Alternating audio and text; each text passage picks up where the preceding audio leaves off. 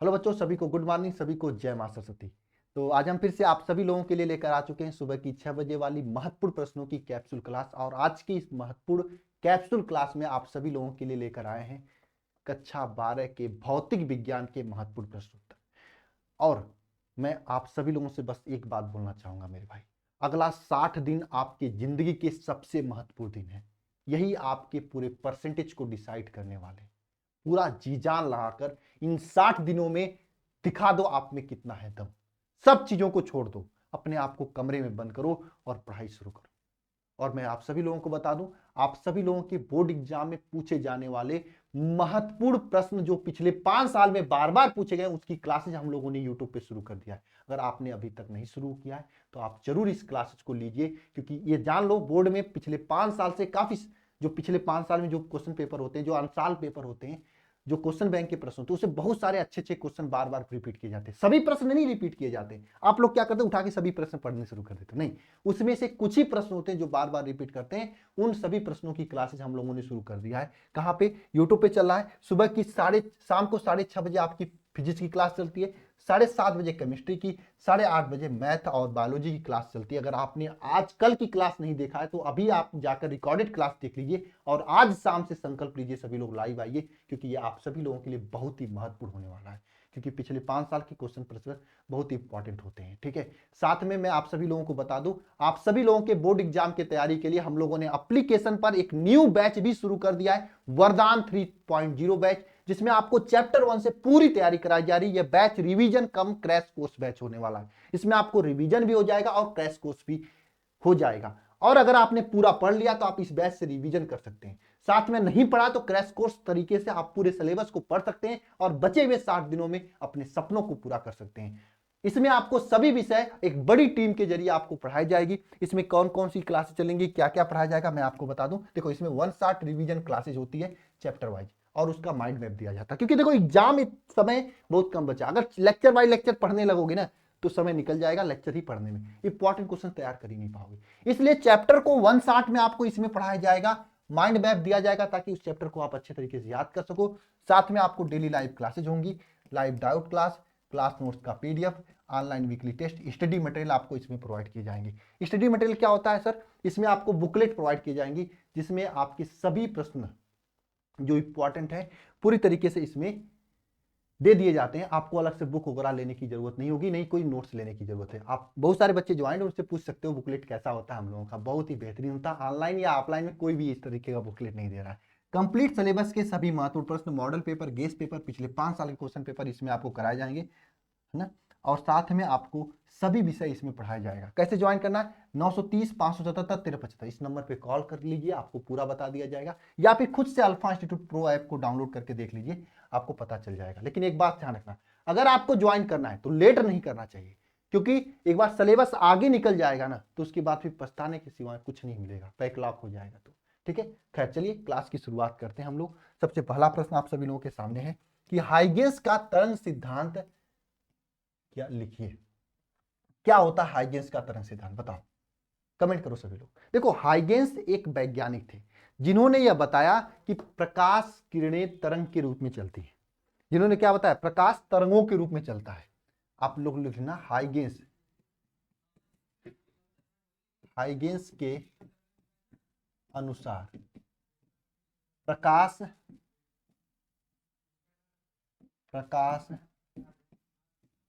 तरंगों के रूप में क्या होता है?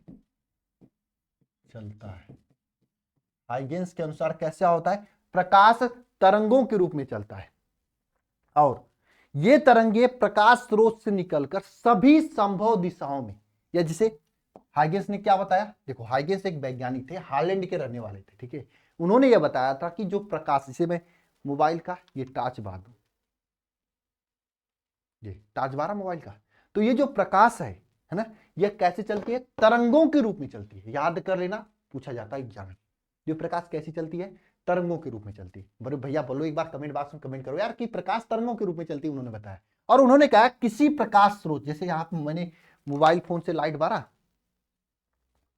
तो ये प्रकाश स्रोत एक तरह से, यहां से जो जब प्रकाश तरंगे निकलती हैं सभी संभव दिशाओं में, जैसे मैंने लाइट ऐसे मारा तो इधर भी दिखेगा, उधर भी दिखेगा, ऐसे भी दिखेगा, वैसे भी दिखेगा। मतलब लाइट जलाओगे तो आप सभी दिशाओं में वो प्रकाश दिखने लगेगा। तो उन्होंने बताया कि दूसरी पॉइंट उन्होंने ये बताया कि जब किसी प्रकाश स्रोत से जब प्रकाश तरंगे निकलती हैं तो सभी संभव दिशाओं में प्रकाश की चाल से क्या करती हैं, प्रकाश की चाल से या प्रकाश की वेग से चलती है। इन्होंने क्या बताया कि जब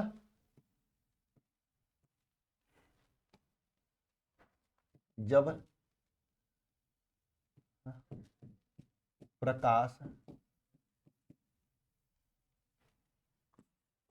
तरंगे प्रकाश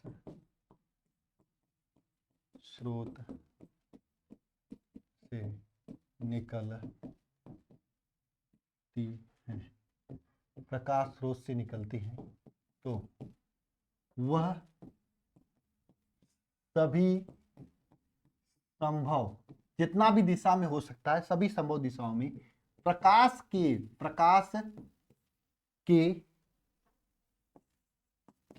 वेग से आगे बढ़ती है। प्रकाश के वेग से क्या करती हैं, आगे बढ़ती हैं। कैसे बढ़ती हैं, प्रकाश के वेग से बढ़ती है। और हाइगेंस के समय में वैज्ञानिकों का एक मतलब मानना था कि जो प्रकाश तरंगे होती हैं उसके संचरण के लिए किसी न किसी माध्यम की आवश्यकता होती है। जैसे हम बोल रहे हैं आपसे तो यह माइक के जरिए आवाज सिस्टम में जा रहा है और यहां से आपके फोन में जा रहा है, तो मतलब बोलने की मेरी जो आवाजें हैं माइक के द्वारा आपके पास जा रहा है। तो उस समय के साइंटिस्टों का यह मानना था ना कि प्रकाश तरंगे मेरे भाई वो कैसे चलती हैं, चलने के लिए उनकी एक माध्यम की आवश्यकता होती है। जैसे आजकल के लड़के हैं, उन्हें कहा जाए कॉलेज जाने के लिए तो कहेंगे मुझे बाइक चाहिए, नहीं साइकिल से मैं नहीं जाऊंगा, ऑटो से चला जाऊंगा, साइकिल से नहीं जाऊंगा। लड़के नहीं करते, लड़कियां करती हैं, मुझे स्कूटी चाहिए, नहीं तो मैं साइकिल से नहीं जा सकती भाई, मैं मेरे लिए स्कूटी चाहिए वरना फिर मैं ऑटो से जाऊंगी, पैदल चली जाऊंगी, लेकिन मैं साइकिल नहीं चलाऊंगी।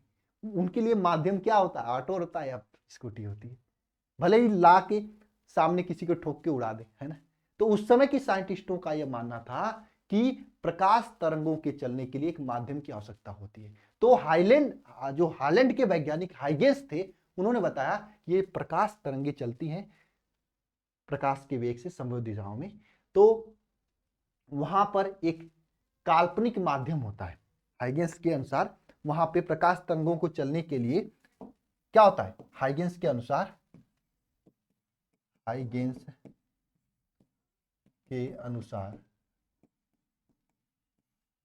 प्रकाश तरंगों के चलने के लिए एक क्या होता है, काल्पनिक का एक क्या होता है, एक काल्पनिक माध्यम होता है जिसे क्या कहते हैं, जिसे क्या कहते हैं, ईथर कहते हैं। तो ये आपका क्या है, जिसे ईथर कहते हैं। और जो ईथर माध्यम होता है ये सर्वव्यापी होता है ना। ईथर उन्होंने माना कि ईथर जो होता है ना, ईथर भारहीन होता है, भारहीन तथा सर्वव्यापी माध्यम होता है, उन्होंने ये माना। तो हाइगेंस का क्या सिद्धांत था आप लोगों के सामने, क्या आप लोग इसे कमेंट बॉक्स में कमेंट कर सकते हो, लिख सकते हो, बताओ, है ना, लिख सकते हो क्या सिद्धांत था। उन्होंने बताया था कि प्रकाश तरंगों के रूप में चलता है और जब कभी भी किसी प्रकाश स्रोत से प्रकाश तरंगे निकलती है तो सभी दिशाओं में जाने लगती है। किस वेग से जाती हैं, प्रकाश के वेग से जाती हैं। और चूंकि उस समय साइंटिस्टों का यह मानना था कि प्रकाश तरंगों को कोई भी तरंग चलने के लिए एक माध्यम की आवश्यकता होती है, तो हाइगेंस ने बताया कि प्रकाश तरंगे चलने के लिए उन्होंने एक काल्पनिक माध्यम बताया, ईथर। और ईथर क्या होता है, भारहीन होता है, इसका घनत्व भी जीरो होता है ना, इसका घनत्व बहुत ही कम होता है या जीरो के बराबर होता है, और एक सर्वव्यापी माध्यम होता है। ठीक है, ये उन्होंने बताया था। ये किसका सिद्धांत था, हाइगेंस का सिद्धांत था। क्या आप सभी लोगों को इनका हाइगेंस का सिद्धांत याद हो चुका है। ये क्लास का मेन उद्देश्य है कि आपको चीजें याद कराना। क्या याद हो चुका है? एक बार कमेंट बॉक्स में यस या नो कमेंट कर देना, फिर आगे बढ़ते हैं हम लोग। ठीक है, चलिए आगे हम लोग बढ़ते हैं, पढ़ते हैं तरंगार के प्रकाश की आकृति। तरंगार को प्रकाश स्रोत के आकृति के आधार पर कितने भागों में वर्गीकृत करते हैं? देखो भैया, तरंगार न प्रकाश स्रोत के आकृति के आधार पर 3 भागों में वर्गीकृत करते हैं। अगर कोई प्रकाश स्रोत बिंदु होता है, बिंदुवत प्रकाश स्रोत के लिए तरंगार कैसा होता है? गोलाकार होता है। क्या होता है? गोलाकार होता है इस तरीके से। किसी अगर कोई प्रकाश स्रोत क्या हो, बिंदुवत हो, इस तरीके का, है ना, तो इसके लिए जो प्रकाश वो कैसा होगा?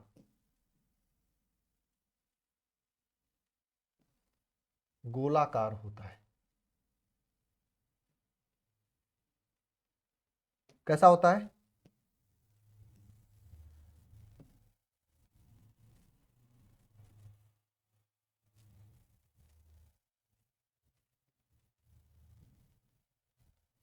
गोलाकार होता है। यानी बिंदुवत प्रकाश स्रोत के लिए प्रकाश तरंगात कैसा होता है?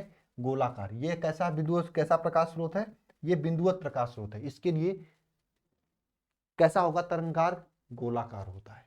अगर बात करें कोई अगर दंडाकार प्रकाश स्रोत है, दंडाकार प्रकाश स्रोत मतलब इस तरीके से, है ना, तो इसके लिए जो प्रकाश स्रोत होता है, इसके लिए जो तरंगार्ग होता है ना, बेलनाकार होता है। दंडाकार प्रकाश स्रोत जैसे ट्यूबलाइट होता है ना, वो डंडे के आकार की होती है ट्यूबलाइट, इसके लिए जो तरंगार्ग होता है ये कैसा होता है? बेलनाकार होता है। आप लिख सकते हो कि मतलब बेलनाकार, सॉरी डंडा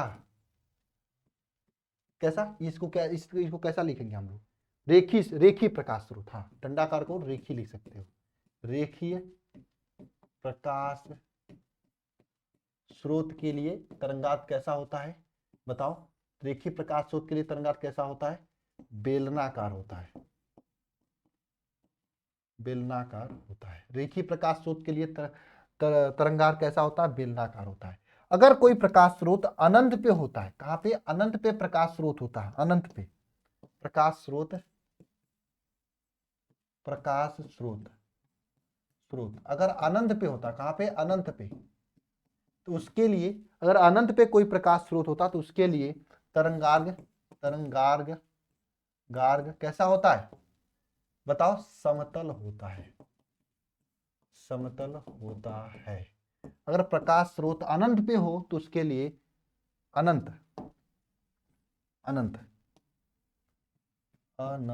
पर हो तो उसके लिए प्रकाश स्रोत कैसा होता है?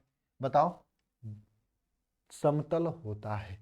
अनंत पे कोई प्रकाश स्रोत उसके लिए समतल होता है। रेखी प्रकाश स्रोत के लिए बेलनाकार, और बिंदुवत प्रकाश स्रोत के लिए कैसा?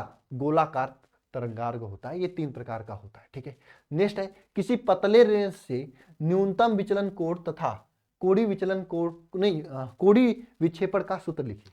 बताओ, किसको किसको फार्मूला आ रहा है पतले लेंस के लिए, पतले प्रिज्म के लिए न्यूनतम विचलन कोण तथा कोणीय विक्षेपण का सूत्र?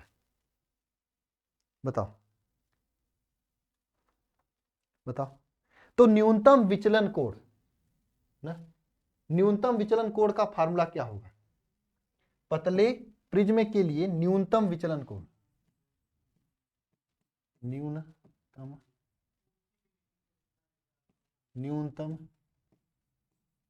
विचलन कोण। न्यूनतम विचलन कोण क्या होता है? बताओ, न्यूनतम विचलन कोण की बात करें तो ध्यान देना, डेल्टा एम, न्यूनतम विचलन कोण delta M is equal to होता है क्या? n-1 ए। ठीक है, न्यूनतम विचलन कोण का मान क्या होता है? n-1 ए, जहां पर ए क्या है? ए क्या है? प्रिज्म कोण। ठीक है, और n क्या है यहाँ पे? अपवर्तनांक। बहुत इंपॉर्टेंट है, पूछा जाता है। न्यूनतम विचलन कोण, पतले प्रिज्म के लिए न्यूनतम विचलन कोण का फार्मूला क्या होता है? बताओ, n delta M is equal to n-1 a ये होता है। आई क्या बात समझ में सभी को? Delta m is equal to n-1 a। दूसरा फार्मूला क्या होता है, ध्यान से समझना। दूसरा फार्मूला क्या होता है? दूसरा फार्मूला क्या होता है? विचलन कोण, है ना, न्यूनतम विचलन कोण हो गया। अगर विचलन कोण की बात करें,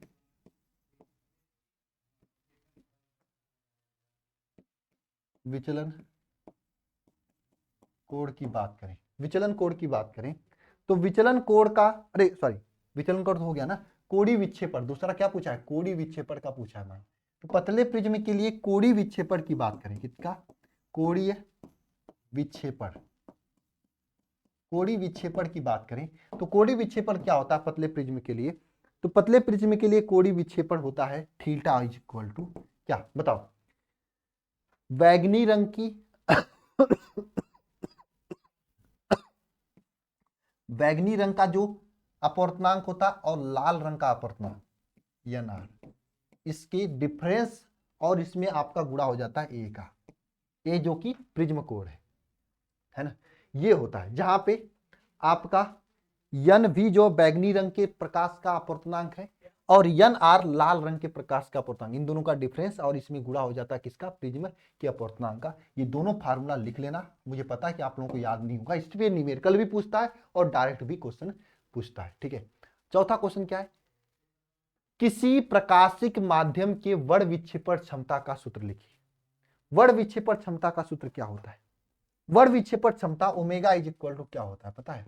वर्ण विक्षेपण क्षमता ओमेगा इज इक्वल टू क्या होता है बताओ? देखो, आपका कोणीय विक्षेपण और साथ में जो मध्य की प्रकाश किरणें होती उसके मतलब उसके न्यूनतम विचलन कोण के अनुपात के बराबर होता है। जैसे कोणीय विक्षेपण क्या होता है बताओ? कोणीय विक्षेपण क्या है? N V माइनस NR ये हो जाएगा इंटू ए। और मध्य की प्रकाश किरणें क्या होता है? N येलो वाला -1 a। इसके अनुपात को क्या कहते हैं हम लोग? क्या कहते हैं? ए से ए कट जाएगा, इसको क्या कहते हैं? कोणीय विक्षेपण कहते हैं। आप लोग मुझे लग रहा है भूल गए हो ये सब चीजें। हाँ, इसे क्या कहते हैं? कोणीय विक्षेपण कहते हैं। जहां पे N भी जो है बैगनी रंग के प्रकाश का अपवर्तनांक है। N भी क्या है? बैगनी रंग के प्रकाश का अपवर्तनांक है। NR क्या है? लाल रंग के प्रकाश का अपवर्तनांक है। और NY, N क्या है? ये पीले रंग के प्रकाश का अपवर्तनांक है, ठीक है। इस तरीके से आप लिख सकते हो। आया बात समझ में सभी को? बताओ ना। अब लास्ट क्वेश्चन आप सभी लोगों के लिए होमवर्क है, 5वां क्वेश्चन। इसको कमेंट बॉक्स में कमेंट करके बताना ये HW है, इसका क्या आंसर होगा। क्वेश्चन क्या है? सिंपल है क्वेश्चन कि आकाश नीला क्यों दिखाई देता है? प्रकाश के प्रकीर्णन की वजह से, परावर्तन की वजह से, या अपवर्तन की वजह से, या फिर पूर्णांतरित परावर्तन की वजह से। ये आपको होमवर्क करके बताना है। और साथ में ये होमवर्क है, आपको इसको सॉल्व करके मुझे भेजना है। ये आपके लिए डेली मैं होमवर्क देता हूँ। इससे क्या होगा ना, आप 3-3 क्वेश्चन करते करते पूरा फिजिक्स के क्वेश्चन रट जाओगे। जिसमें आज का पहला क्वेश्चन है, किसी प्रिज्म के लिए उसके पदार्थ के अपवर्तनांक का व्यंजक न्यूनतम विचलन कोण की स्थिति में ज्ञात कीजिए। पहला क्वेश्चन। दूसरा क्या? हाइड्रोजन परमाणु के ऊर्जा स्तर का आरेख बनाए, वो लाइमर बार्बर त्रासन ब्रैकेट हुंड वाला है। तीसरा क्वेश्चन क्या है? प्रत्यावर्ती धारा के शिखर मान तथा वर्ग मान मूल मान में से आप क्या समझते हैं, इसमें संबंध स्थापित कीजिए। ये 3 क्वेश्चन आपका होमवर्क है। होमवर्क कहाँ भेजना है? मेरा एक नंबर है 930 577 1375। इस नंबर पर आपको टेलीग्राम करना है। इस पे आपको क्या करना है? टेलीग्राम करना है। और कब तक करना है? 8 बजे से पहले करना है। क्योंकि देखो 8 बजे से लेट करोगे तो मैं आपकी कॉपी देख भी नहीं पाऊंगा, आपका राइटिंग भी देख नहीं पाऊंगा, आपका लिखावट, आपके प्रेजेंटेशन स्किल कुछ भी नहीं देख पाऊंगा। अच्छा, आपको लिखना इस तरीके से जैसे आप बोर्ड एग्जाम में लिख रहे हो। इससे क्या होगा कि आपकी लिखने की प्रैक्टिस हो जाएगी, है ना। देखो 8 बजे की बात करोगे तो वहां पे हजारों, मतलब 800-900 कॉपियां आ जाती हैं, तो मैं देख नहीं पाता हूँ। अगर आप 8 बजे से पहले करोगे तो मैं देख लूंगा, क्योंकि उसमें ज्यादा नहीं होगा, 200-300 लोग दिए होंगे, तो देख सकता हूँ। अगर 1000 आ गया तो मैं कैसे सबका चेक कर पाऊंगा, पॉसिबल ही नहीं है। तो उस हिसाब से समझ बुझ कर आप सभी लोग भेज देना, 8 बजे से पहले मेहनत करना, इन सब इनको क्वेश्चन को भेज देना, क्योंकि ये 5 नंबर वाले प्रश्न है। निश्चित रूप से आज की ये क्लास आप लोगों को बहुत ही हेल्प की होगी, और आज की इस क्लास में बस इतना ही। और हाँ, जो बच्चे नए हैं अभी तक बैच को ज्वाइन नहीं किए, आप सभी लोग इस वरदान बैच को ज्वाइन कर लीजिए, लेट मत कीजिए, वरना समय निकलने के बाद एक बार हाथ से समय निकल जाता है, उसके बाद कुछ भी नहीं मिलता है। मिलते हैं नेक्स्ट वीडियो में, सभी को जय माता सरस्वती।